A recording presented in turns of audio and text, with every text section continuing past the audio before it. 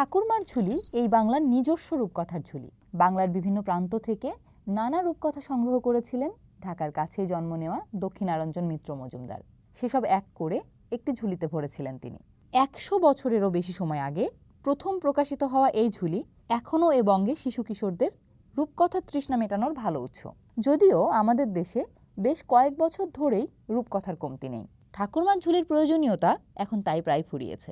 কারণ এসব নতুন নতুন রূপকথার কাছে ডালিম কুমারের গল্পে বর্ণিত কল্পনাও নস্যি। আগে সরকারের পক্ষ থেকে যে ধরনের কথিত উন্নয়নের রূপকথা তৈরি ও ছড়ানো হতো সেসব এখনও বিদ্যমান।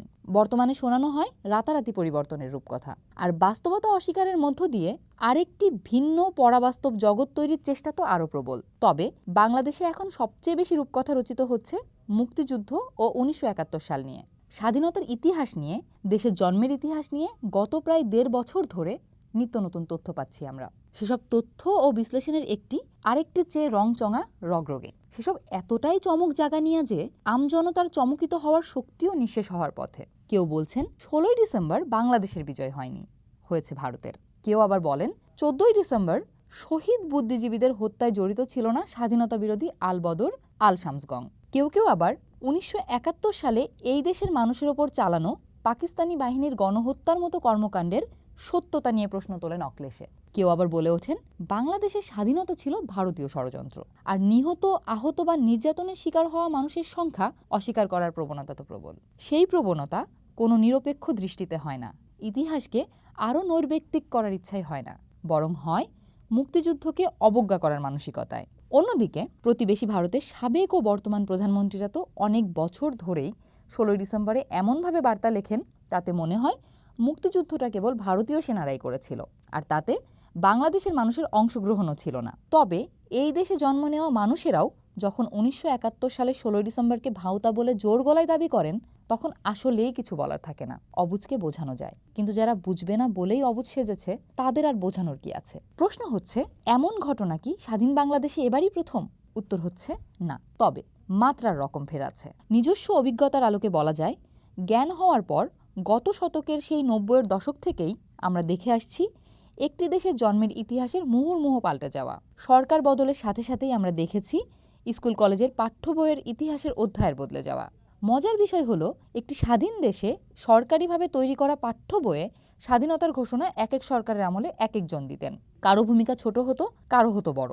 অথচ যেসব ব্যক্তিত্বের অবদান নিয়ে তুচ্ছ রাজনৈতিক স্বার্থে এমন কাটাছেঁড়া করা হতো, তারা প্রত্যেকে স্বমহিমায় এতটাই উজ্জ্বল ছিলেন যে এসব কর্মকাণ্ডে তাদের ঔজ্জ্বল্য কমতো বই বাড়ত না। এই পৃথিবীতে থাকা স্বাধীন দেশগুলোতে জন্মের ইতিহাসের এমন ঘন ঘন বদলানোর উদাহরণ পাওয়া বেশ কঠিন, অথচ সেই কাজটিই আমরা করে গেছি বছরের পর বছর। ফলে এই দেশের জন্মের ইতিহাস স্বাধীনতার কিছুদিনের মধ্যেই অত্যন্ত বিতর্কিত একটি বিষয়ে পরিণত হয়, এবং এসব বিতর্ককে তেলে জলে সতেজ রাখার বন্দোবস্তও হয় সব পক্ষের সোৎসাহে। এ জায়গায় দেশের শিক্ষাবিদ ও গবেষকরা বাদ সাধতে পারতেন একটি নিরপেক্ষ ও নৈর্ব্যক্তিক ইতিহাস রচনার মাধ্যমে, এবং সেটিকে প্রয়োজনীয় ও যৌক্তিক প্রতিষ্ঠা দিয়েই এই কাজটি করা যেত, যাতে অন্তত কোনো দল বা পক্ষের মতাদর্শের বাইরে মুক্তিযুদ্ধের একটি সত্যিকারের ইতিহাস পেত।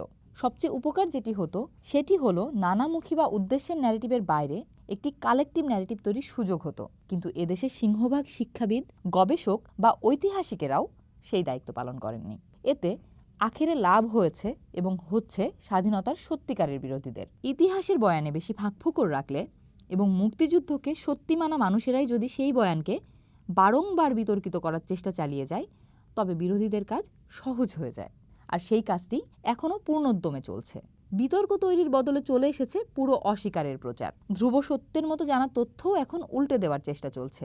অধ্যত্ব এবং গায়ের ও গলার জোর এক্ষেত্রে প্রধান অনুষঙ্গ। তাই স্বাধীনতার 50 বছরেরও বেশি সময় পর শুনতে হচ্ছে 71-এর স্বাধীনতা নাকি মিথ্যা। এখনকার এসব প্রচার প্রপাগান্ডার বিপরীতে সরকারের কোনো প্রতিবাদ নেই, বয়ান নেই, এমনকি উল্লেখযোগ্য বিবৃতিও নেই। অথচ বর্তমান সরকারের কাছ থেকে একটি প্রকৃষ্ট ও সাহসী বিবৃতি অন্তত আশা করাই যায়, কিন্তু সেখানেও বেশিরভাগ সময় মিলেছে হিরণ্ময় নীরবতা। এই নীরবতাকে কোনো নিন্দুক যদি সম্মতির লক্ষণ হিসেবে ধরে নিতে চায়, তবে কি তাকে দোষ দেওয়া যাবে? তাই 71-এর ইতিহাস, 71-এর শহীদ, 71-এর যোদ্ধা ও যুদ্ধ সবই এখন বড্ড বেশি একা। একাকিত্ব একাত্তরের আগেও ছিল। রাজনৈতিক, ব্যক্তিগত ও গোষ্ঠী বা দলগত সংকীর্ণতা, স্বার্থ বা বয়ানের মোড়কে অতীতেও একা ছিল একাত্তর। তবে এতটা জাপটে হয়তো ধরেনি কখনো, এতটা আক্রান্তও হয়তো হয়নি। একটি আশাবাদ দিয়ে শেষ করা যাক। একাত্তর এই জবুথবু দশা কাটিয়ে উঠুক। স্বাধীনতার এত বছর পর এর চেয়ে দুর্ভাগ্যজনক প্রার্থনা আর কি হতে পারে?